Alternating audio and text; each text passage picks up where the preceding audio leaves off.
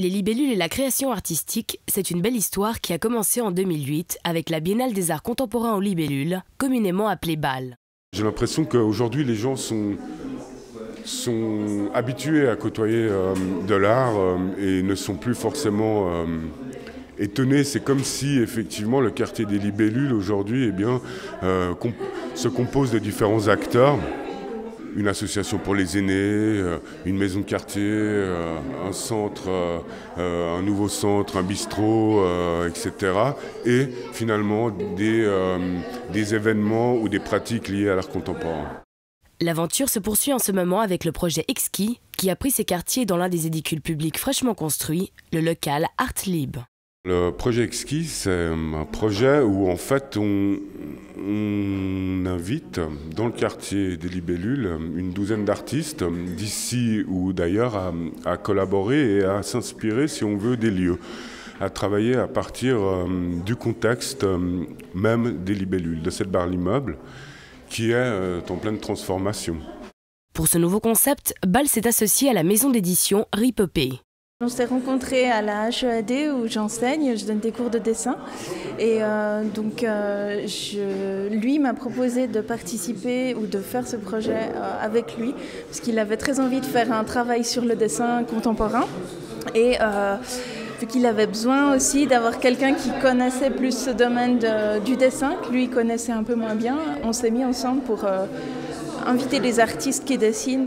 Ainsi, durant les mois d'octobre et novembre, 11 dessinateurs produisent quotidiennement des œuvres. Un travail évolutif qui fera l'objet d'un livre. Le livre il va sortir le jour du vernissage, donc quand l'exposition sera terminée, que tous les artistes auront accroché tous leurs dessins comme ils le souhaitent. On a décidé de ne pas choisir des dessins, mais de rester sur un travail d'ensemble, où on a demandé à un photographe de travailler avec nous.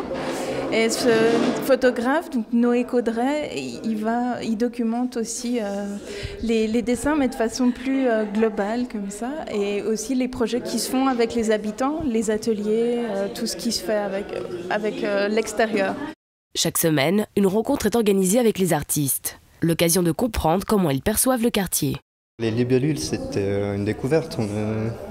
Je connais assez peu Genève, et d'autant moins Vernier et d'autant moins les libellules. On m'a dit que c'était un énorme immeuble style HLM. Et je me suis fait une idée en fait mentalement de ce lieu qui n'était pas celle que j'ai trouvée d'abord en regardant sur Google Maps. Par rapport aux environs, c'était quand même plus vert, beaucoup plus ouvert que ce que je pensais.